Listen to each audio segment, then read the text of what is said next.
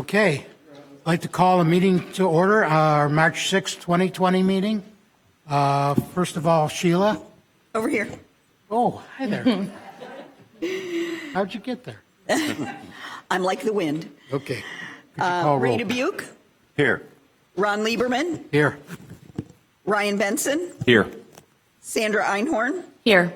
Latasha Green Cobb, Present. Bill Gulliford, Here. Katie Crowfoot. Here. Thank you. Okay. Next on the agenda is public comment, and we'd like you to try to keep it toward the agenda. On this first public comment, you'll have another chance at the end of the meeting. So if anybody has anything, please step to the mic. Okay, seeing none, I need approval of the minutes. Motion to approve. Second. I have a motion and a second. Any discussion? Seeing none, all in favor? Aye. Okay. Next, Trey, you have anything? Yep. Mr. Chairman, I have not received any requests to pull any items from the consent agenda, but it would be good to ask the members now if there are any consent agenda items to be pulled. And I'm not hearing any, so. All right, that's great. Okay, we'll move on. Audit Committee, Ray? Okay, the audit committee met yesterday, Thursday, March 5th. We heard a presentation from Mike Patello, as a partner in Ernst & Young, on the audit plan, and I think most of you probably have a copy of it. If not, staff can get you one. Ernst & Young will also conduct an audit towards completion for completion in May, and we'll have that at our meeting then. The Office of Inspector General presented some updates on records management audit that's going on, and also a select inventory process audit that they have started. With that, we adjourn the meeting. Okay. Anything else? Any questions? Okay. Stephanie, we have our legislative update, and we're fast and changing day by day, Up to the minute. up to the minute. Good morning. Good morning. So I just wanted to give you a highlight of some of the, see, now I can't see you. Okay, there you go. Sorry. I wanted to give you some very high-level overview of some of the bills that we have been tracking that are actually moving. I provided a spreadsheet for you to see some of the bills that we have tracked since the beginning of committee weeks. Most of these are not moving. So those that are in yellow are the bills that we were tracking the closest.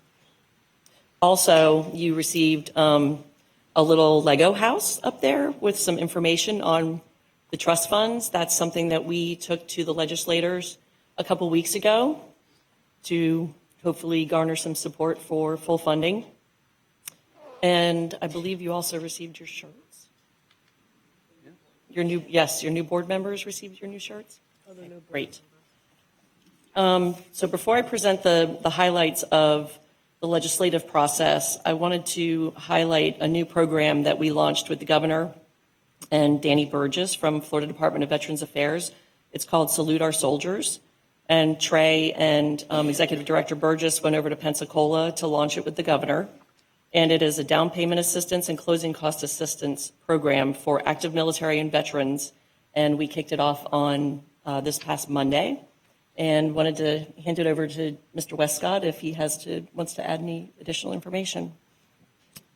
Hi, good morning. Yes, so this launched on Monday, and happy to say that it's been very well received.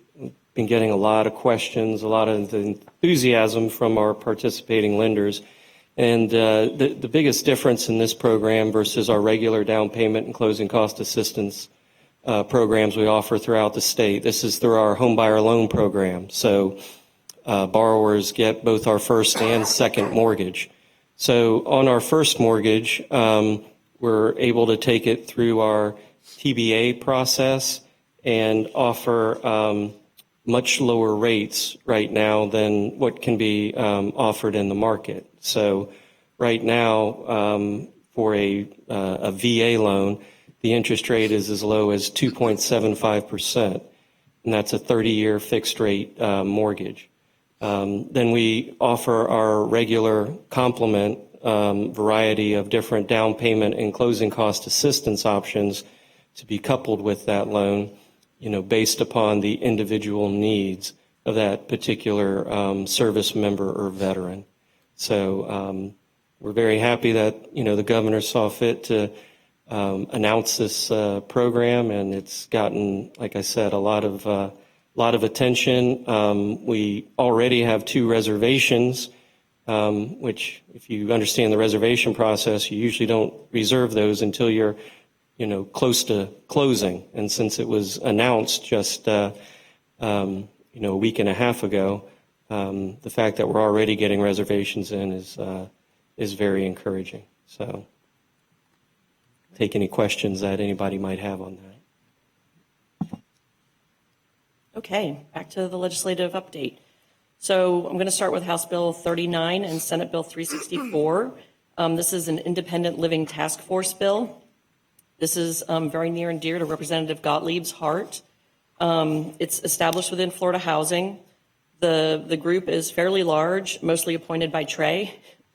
They are tasked with evaluating and developing policies that will incentivize developers to create mixed-use developments for people with developmental disabilities or mental illness in need of housing. So there are 7 members that would represent state agencies, and then the other 18 would be appointed by Trey. The task force is to submit a report by January 17th of 2022 to the governor and the House and the Senate. And the Senate bill is up on special order calendar today. We also have a fairly large bill. It's a combination of housing and mobile homes. It is House Bill 1339 by Representative Yarborough on special order calendar today, and Senate Bill 998 by Senator Hudson, which is also on special order calendar today. There are some issues in the House bill that we have been trying to work through that are not in the Senate bill. One of the issues involves private activity bonds and allowing private entities it's kind of hard to explain, I've been trying to understand it, to allow for projects outside of jurisdictional boundaries of the entity issuing those bonds. So if somebody is building in Orange County, they would be able to go, and I'm looking to Laura, because she's the one that's been educating me on this, they would be able to leave that municipality in that jurisdiction to pursue bonds, regardless of where the development is. This could impact private activity bonds coming back to Florida Housing. Sometimes when counties don't utilize all of their bonds, those bonds roll back to us to use. Let's see. There's also a provision that we don't love. It is the committee evaluation criteria for sale would no longer need to look at development experience in the affordable housing arena to qualify for our resources. Right now, we require at least 2 developments under their belt before they can pursue resources on their own. And that is not in the Senate bill. We also are looking at language and have been working with the Senate on language for developments that would house youth aging out of foster care on campuses where they already, mostly DCF campuses, where they already house foster care youth. And this is very important to the Senate. And we've provided language on the Senate side that has been accepted, but the House bill, they didn't take the amendment. I don't know what happened. I gave it to them 3 times. But so there's some inconsistencies in the bills. There's also some provisions in that bill for the Catalyst program that provides technical assistance to local governments and community-based organizations on affordable housing programs. The bill would expand the training to also include the State Department Incentive Loan Program. And it would also require biannual workshops with locally elected officials. Those officials would need to serve on affordable housing advisory committees, but Senator Hudson thinks this is important that locally elected officials have some skin in the game, and it would help them look at best practices from around the state. It also allows for county commissioners to consider development of affordable housing in areas zoned residential, commercial, and industrial. And then lastly, there's a provision that would give the corporation improved formal process by which an entity can be excluded from corporation funding programs for good cause. These are basically administrative complaints, and it lays out a process. The board could temporarily suspend an entity from the time the complaint has been filed until DOA the final order is issued, and could prevent future participation in its programs for any specified period of time. And then lastly, I wanted to mention a bill that I've been tracking. It is surplus lands, which doesn't seem like it would necessarily apply to us, but it's going to eliminate state universities and colleges from the process that the state lays out on surplus lands. So once they decide lands are surplus, they put them out for other state agencies to lease or state universities. So state universities were put in many years ago, and now they're going to be struck, which would allow for state agencies to get leasing opportunities or then lease or sale to local or federal governments or private entities. So something that Bill and I have been talking about is looking at state surplus lands for opportunities for agencies like APD or DCF to come in and lease that property and potentially work with a developer to build housing on those state lands. So it's just something we're going to start researching a little bit. And then, budget. Hasn't started negotiating yet, but right now the governor and the Senate are on the same side with full funding, and the House has, in their proposed budget, $15 million for the hurricane housing recovery, $10 million for hurricane down payment assistance, and it's not currently specified for just Hurricane Michael, right, Trey? Correct. Correct. And then, let's see, we have $44 million undesignated in sale, as well as $44.8 million undesignated, Angie? Okay. How to allocate. And then $200 million in sweeps. We're hoping to see a change there. Any questions? Any questions? Thank you. I've got one. On the bond authority of local FHAs or whoever has the bond authority, they don't have to use it within their area? Is that what the bill is? It would change that. Right now, they do have to stay within the jurisdictional boundaries. It would change that? So anywhere in the state, Correct. they could use their bonding authority? Correct.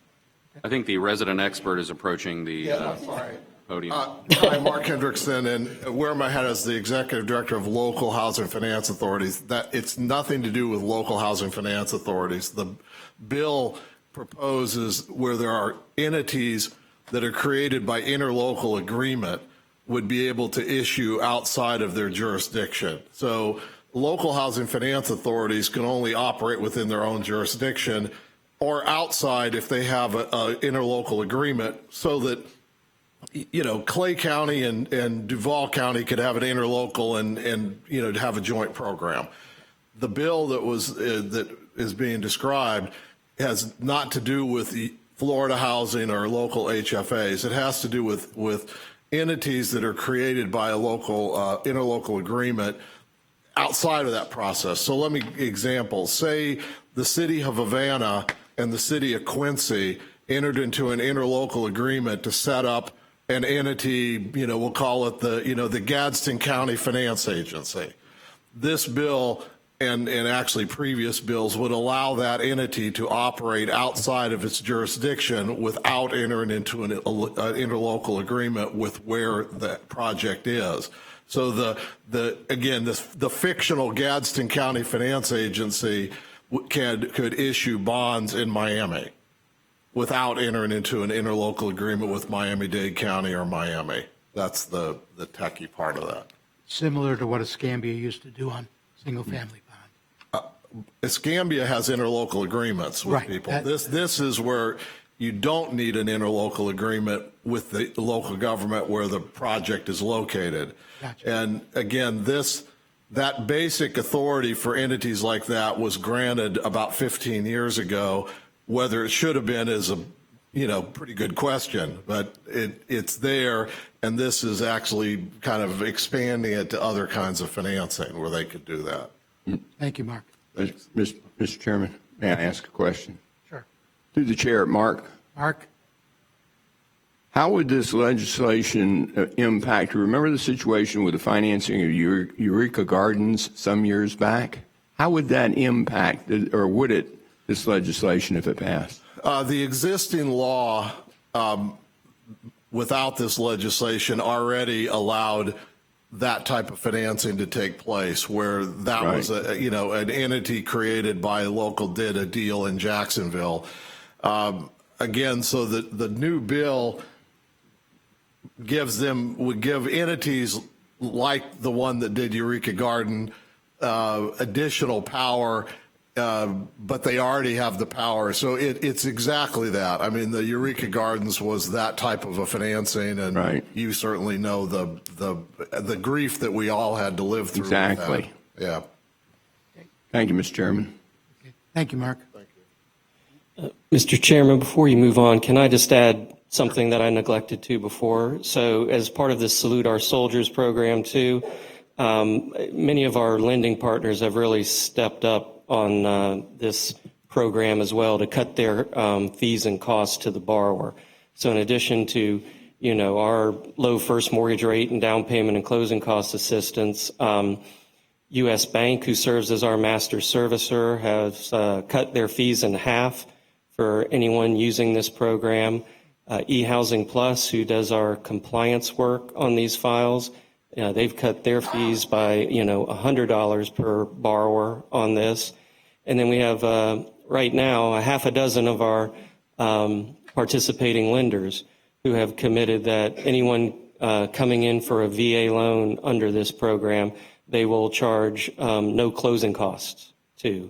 So it's really been a nice, effort by all of our lending partners. Raymond James, who does our TBA program, they gave us some improved pricing to be able to offer that 2.75% first mortgage rate as well. So I just wanted to identify all those folks publicly, and I fully anticipate that more of our participating lenders will step up and join in, cutting or eliminating their fees to our veterans and active duty service members on these loans. Okay, well, thank you, David. And I'd like to thank our Vice Chair Ray for representing the board at that rollout. Thank you. It was a pleasure. Okay. All I right. didn't get my picture in the paper. Obviously, you don't know the right people. I don't. Okay. Legal? First, the consent agenda. Oh, excuse me. Sorry. I need a motion on I'll make a motion. Second. Okay, I have a motion and a second. Any discussion? None. All in favor? Aye. Okay. Now, Hugh.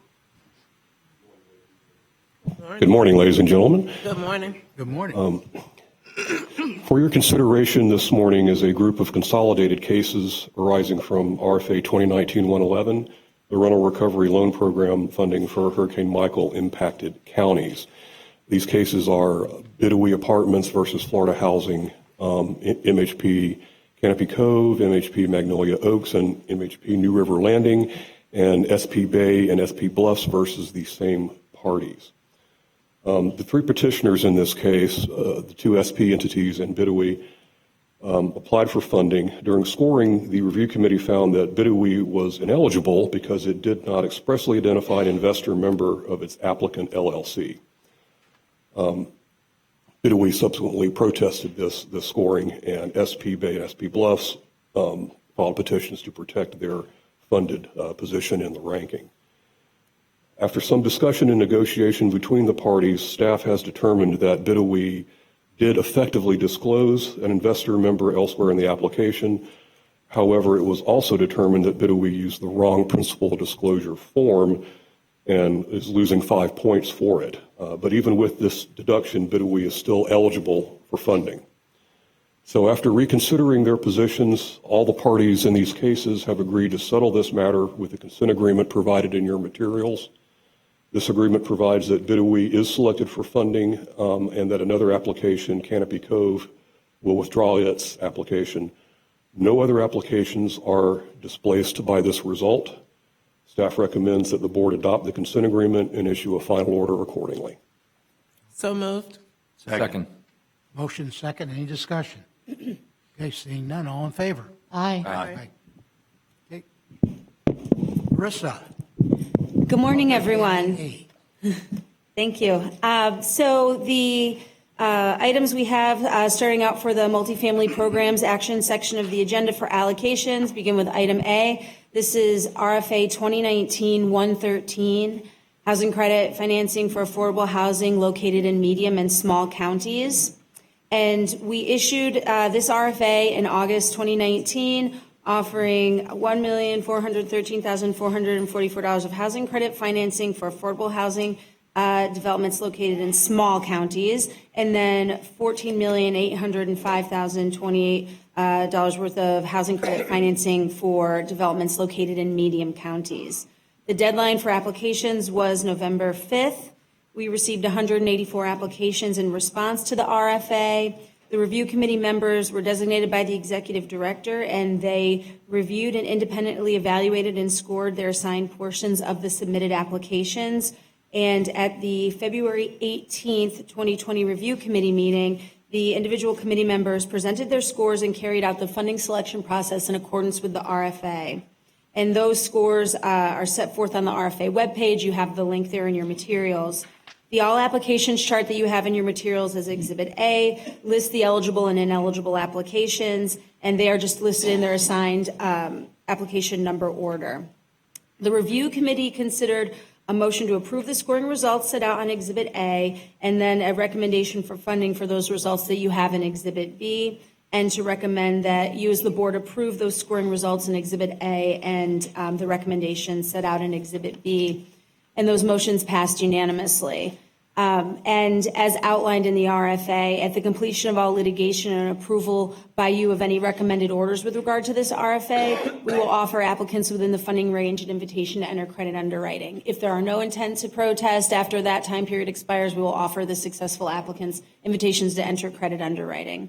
So we are asking that the recommendation here today for you to approve the committee recommendations in Exhibit A and authorize the tentative selection of the 11 applications set out on Exhibit B for funding. And we do note there's an unallocated balance of $64,601 in housing credit funding remaining. The RFA says that will be distributed as approved by the board. We're not making a recommendation at this point for that remaining funding. Of course, we don't know what may happen with regard to litigation in this case, and so we're not recommending moving forward with that funding. There are no additional eligible applications that could be fully funded with that leftover amount either. With that, that is our recommendation for you today. Thank you. Okay, motion for discussion? So moved. Second. I have a motion and a second. Discussion? Ray? Yes, Mr. Chairman, I've got a concern, I guess, on this. When I look at 184 applications, 30% of them were from two different organizations. It appears to me that people are trying to stack the deck on a lot of these, and I have a big concern about that being done. While I don't think anything illegal or against our rules or any of that was done, it's just a concern that when 30% of them come from two different organizations, while they have different names, a lot of them are the same organization. So anyways, just a concern I have on this one. Thank you. Anything else? Anything else? Okay. All right. I have a motion and a second. All approve? Aye. Okay. Okay. It's unanimous. Thank you. And with regard to that, Mr. Dubuque, we are actively workshopping ways that we can reduce any incentives that may be out there as the current funding selection process works, which is heavily based on lottery, and some of the goals that we have. So we're looking at really tightening that and hope to be having a different type of scenario coming next year with this funding. So thank you. And Let me go ahead and respond to that so I can get the last word in. I did sit through your workshop yesterday, and it was excellent. And I appreciate the developers that were in there that did make the comments on it. So I do applaud the staff for looking at ways to make sure the playing field's level. Thank you. Thank you so much. I'll move on to item B. This is RFA 2019-114. This is 9% housing credit financing for affordable housing developments located in Broward, Duval, Hillsborough, Orange, Palm Beach, and Pinellas counties. On August 20th, 2019, we issued RFA 2019-114, offering $18,104,643 of housing credit financing for affordable housing developments located in those counties I just mentioned. The deadline for applications was November 7th. We received 26 applications in response to this RFA. Our review committee members were designated by our executive director. They independently reviewed and scored their assigned portions of the submitted applications. And at the February 18th, 2020 review committee meeting, the committee members presented their scores and carried out the funding recommendation process set forth in the RFA. And those individual scores, again, are posted on our RFA website, and you have a link in your materials. In your materials on this item, Exhibit C sets forth the list of eligible and ineligible applications. The eligible applications and ineligible applications are listed in their assigned application number order. The review committee considered a motion to approve the scoring results set out on Exhibit C and the recommendations for funding in Exhibit D, and then also a motion to recommend that you, the board, approve those scoring results in Exhibit C and recommendations in Exhibit D, and those motions passed unanimously. And so, as I mentioned previously, at the conclusion of any litigation and approval by you, the board, of any recommended orders with regard to this RFA, we'll proceed and offer invitations to enter credit underwriting to those successful applicants. If there is no intent to protest, we'll go ahead and proceed after that time period expires.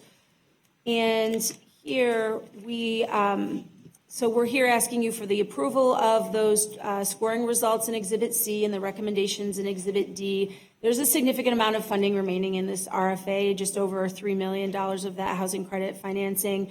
And as the RFA says, that remaining funding will be as approved by the board. At this point in time, even though that is a significant amount of funding, we again are not recommending moving forward until we have an understanding of what and if there's any litigation with regard to this RFA. And what the universe of other things have in store for us with 9% RFAs coming forward as well. So we'll not recommend moving forward with that at this point. And with that, that's our recommendation on this RFA. Thank you. Okay, do I have a motion? So moved. Second. A motion and a second. Any discussion? Okay. Seeing none, all in favor? Aye. Item C. Okay, item C, this is our sale RFA, and it is sale financing to be used in conjunction with tax-exempt bonds and non-competitive housing credits. On November 6th, we issued this RFA offering $71,362,643 of sale financing, and we also have National Housing Trust Fund dollars that will be distributed with regard to this RFA. And that is for affordable multifamily housing developments, and it is across the state. Small, medium, large counties were eligible to apply for funding here. We received 64 applications in response to the RFA. Again, review committee members were designated by our executive director and independently reviewed and scored their assigned portions of the applications. And at the February 19th review committee, those committee members presented their scores and they carried out the funding recommendations in accordance with the RFA requirements. And you have in your materials Exhibit E, the all applications chart that lists the eligible and ineligible applications and their assigned application number order.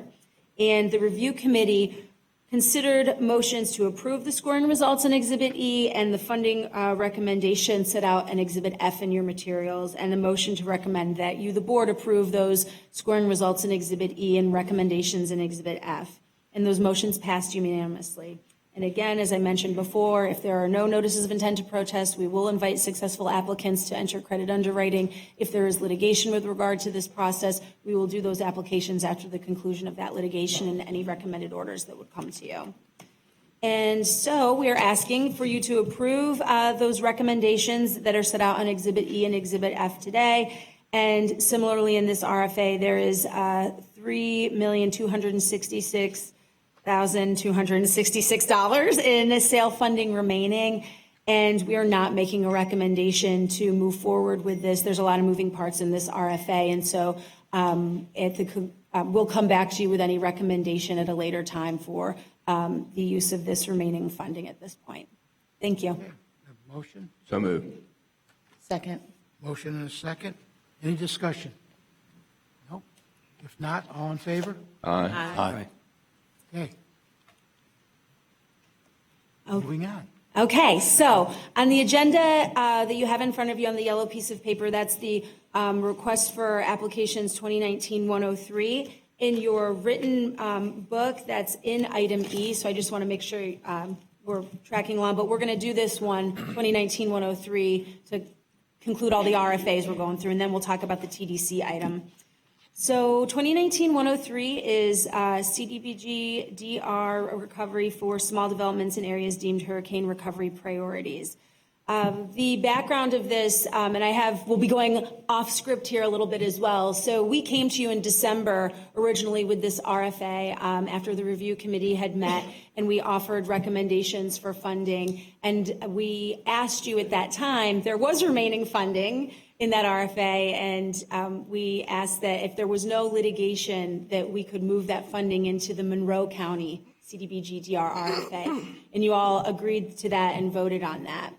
And subsequently, we have had, with regard to this RFA for small developments 103, an applicant return funding. They were not, their development was not going to be financially viable, and they decided to return their funding.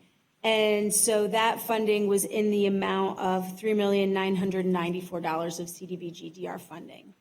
In your write-up that you have in front of you, we say that return funding plus the leftover just over $1 million from your approval in December would be pulled together for about $5 million to then allow us to go to the next in-line applicant.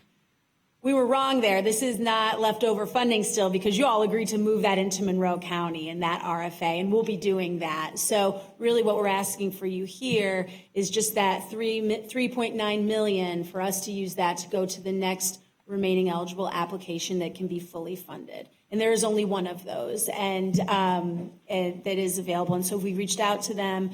We'll be making a formal request, but we do believe they have site control and can go ahead and proceed. So my recommendation to you today is to authorize us to issue invitation to credit underwriting to the highest ranking eligible application that can be fully funded with the $3,994,000 in CDBG DR funding in that RFA. Thank you. Okay, do we have a motion? So moved. Second. We have a motion and a second. Any discussion? Okay. Seeing none, all in favor? Aye. Thank you. Okay. And our last item, you could hear from Kevin as well. So this is our total development cost per unit limitation item that you have in your materials, and that's in your materials as item D. And so the background to this, I'll just briefly go over. Florida is, as many of you know, experiencing a strong real estate construction boom across the state that started in about 2014. So we have a strong market, and we have effects of hurricanes Irma and Michael that have exacerbated that situation, creating a lot of demand on construction and rehab and labor and building supplies and all of those things that are going on.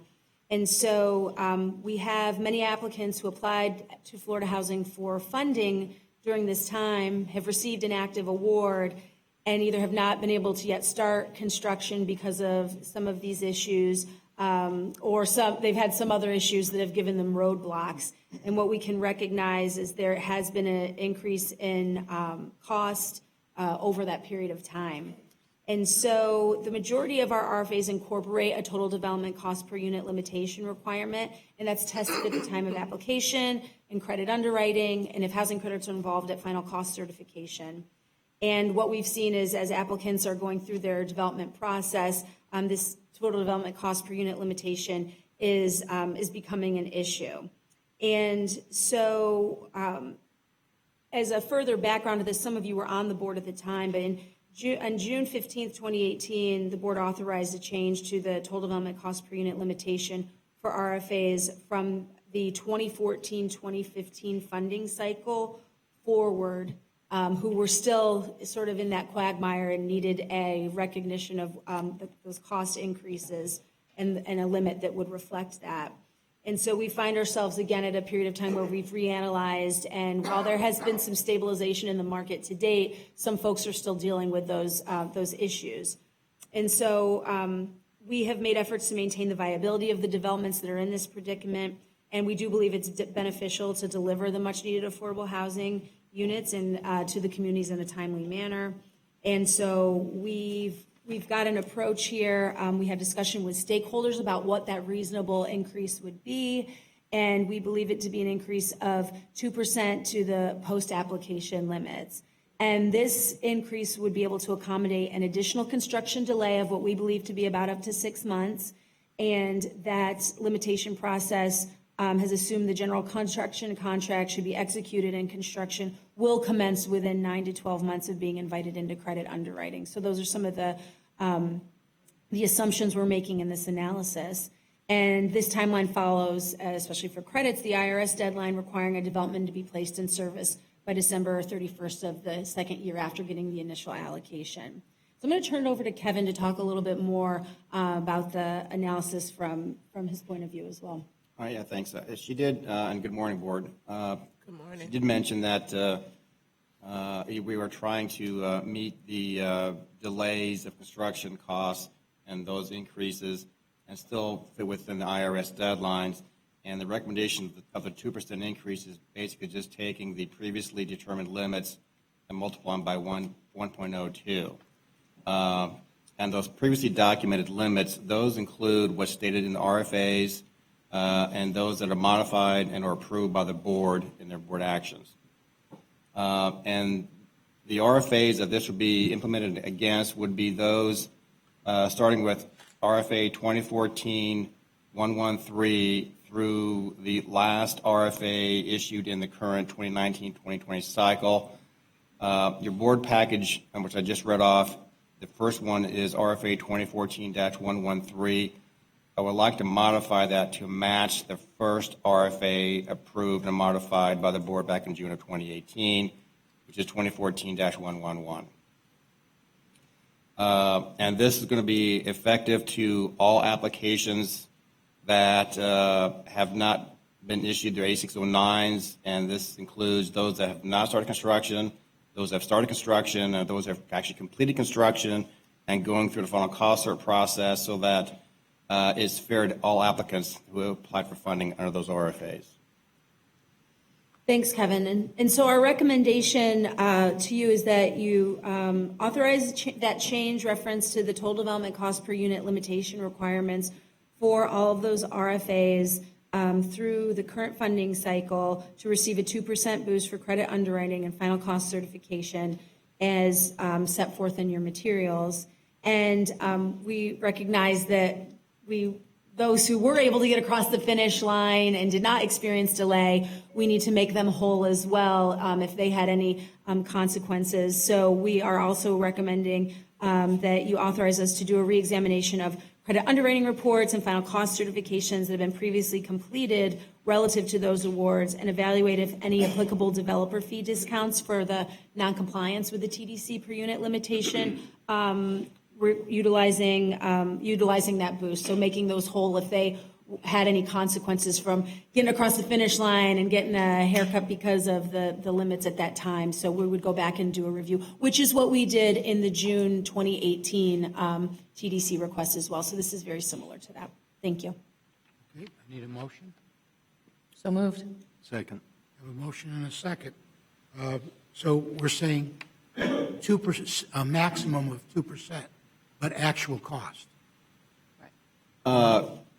Yeah, so what we're experiencing now is, we have to, hear from our stakeholders for evidence about this stuff. But we currently have built in a 3% increase, and that's not effectively getting to the cost increases being experienced right now.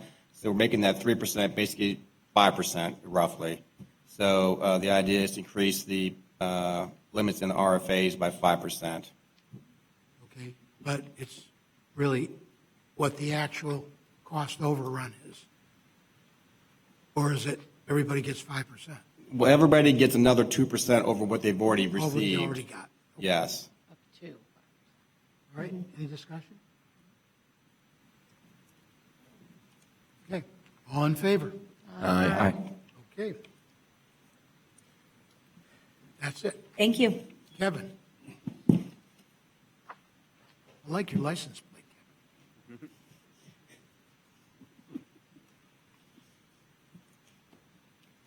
Oh,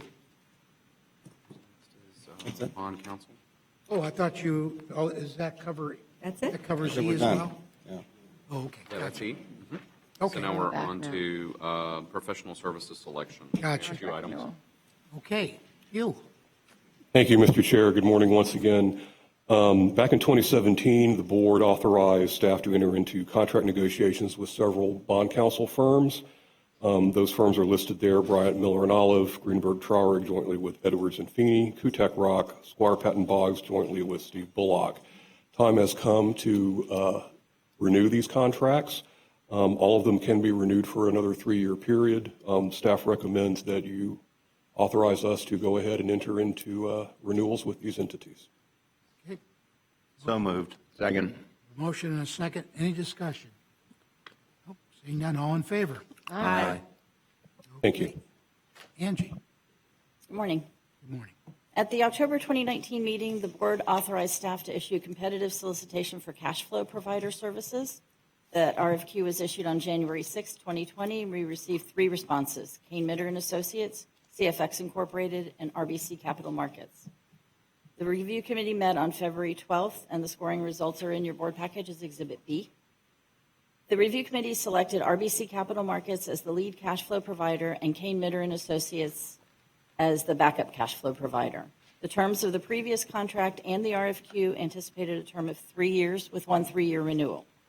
Staff recommends that the board authorize Florida Housing to enter into contract negotiations with RBC Capital Markets LLC as the lead cash flow provider and with Kane Mitter and Associates Incorporated as the backup cash flow provider.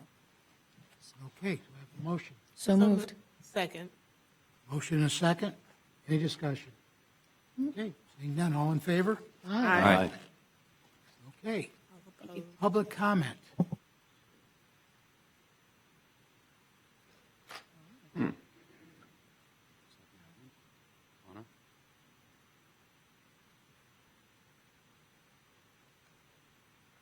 Hello.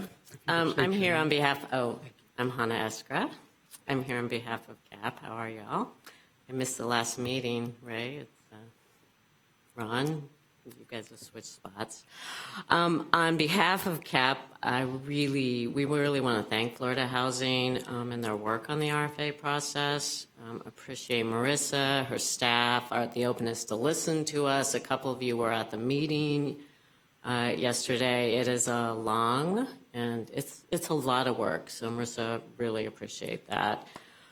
CAP is very interested in seeing scoring changes with delineators that are based on policy priorities. So we're very interested in this process. We want to support this process.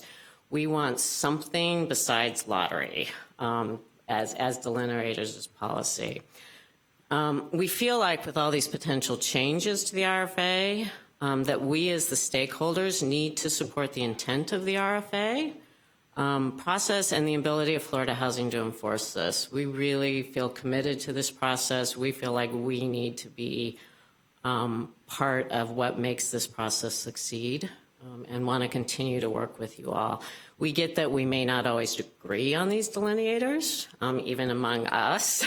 We may not agree on this, but we also agree that this funding is meant for a public purpose, and it's meant for a public policy purpose and something that's very important and very needed. So I want to thank your work, thank the staff's work, and we look forward to continuing to move down this road with you all. So thank you. Thank you.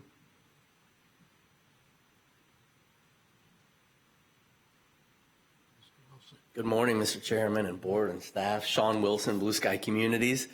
Coming to you, first I'm going to talk about CAP, then I'm going to talk about Blue Sky. I am now the chair of the Legislative Affairs Committee of CAP. We had board elections yesterday and had some new members, and we reshuffled the slate of officers. I want to congratulate Hannah on being the chairman for the upcoming year. I want to congratulate Ken Naylor at APC for being elected vice chair for the upcoming year. And we're committed to work with you guys and the legislature to make everything the corporation does better. So thanks to everybody's hard work. On Blue Sky's side, we had an amazing event this week, a groundbreaking down in Fort Myers. I want to thank Board Member Benson for appearing and speaking. Board Member Benson made some really pointed remarks, and it was a very strong speech. And I want to congratulate you on really getting up to speed, and your knowledge of the program and your knowledge of Florida housing is very much appreciated. And I think I speak for all of the developers that we really like when you guys come to our events, because it demonstrates a continuity between policy and staff and what's happening in the field. So thank you very much, and thanks to Stephanie and Taylor for helping put that together. Thank you. Thank you. Thank you. Thank you for representing us. Thank you. It was my pleasure. Hi, I'm Shannon Nasworth with Ability Housing, and I'm actually just here for St. Vincent de Paul of St. Petersburg. For those of you who've been on the board for a little while, we were asked to step in and help them with a couple of projects in Pasco County to serve the homeless. And you are all wonderful in helping them help us get it across the finish line. We have closed on all the projects. They were all under construction, and we look forward to welcoming you to the openings in the coming future. They couldn't be here themselves, but I promised them that I would thank you on their behalf. So thank you very much for all of your support. Well, thank you for what you do. That's great news. Thank you. Good morning. My name is Terry Henry. I'm with the Panama City Housing Authority, and I want to extend a huge thank you for your allocation. We're really excited about moving forward to help our families in Bay County with redevelopment. Thank you so much. Thank you, Terry, and we look forward to being in Panama City for our next board meeting on April 17th. See you there. Great. Thank you. Okay. Anyone else? May I make a quick comment? Just in general, I've decided to not use the word sweep anymore when it comes to Sadowski. In my opinion, it's outright theft. And I'd like everyone to talk with their members of the House. I don't think that lawmakers would have put something into effect if they knew it would be the slush fund for balancing a budget, and I think it discourages current lawmakers from passing new legislation and assessments that could be beneficial to any program if they think that it's going to be used to offset general expenses. And personally, I am grossly offended by what the House is doing right now. That's it. Thank you. Amen. Amen.